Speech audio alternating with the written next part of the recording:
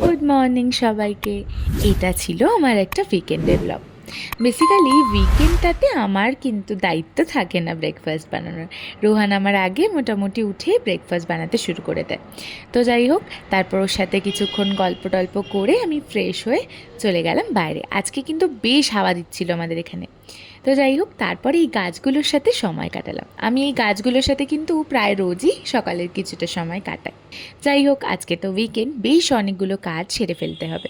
সারা সপ্তাহ যে জামা কাপড়গুলো জমিয়ে রাখি, আমি এই উইকেন্ডটাতে এসে সব জামা কাপড় একসাথে ধুতে দিয়ে দিই।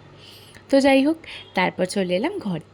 এইবার আজকে যেহেতু আমার রান্নাবান্নার দায়িত্ব নেই, তাই আমি আমার এই ডায়মন্ড পেন্টিংটা নিয়ে বসেছিলাম। তো ওটা করতে করতে হঠাৎ একটু খিদে খিদে পাচ্ছিলো, তাই গেছিলাম একটু ফ্রুটস কাটতে।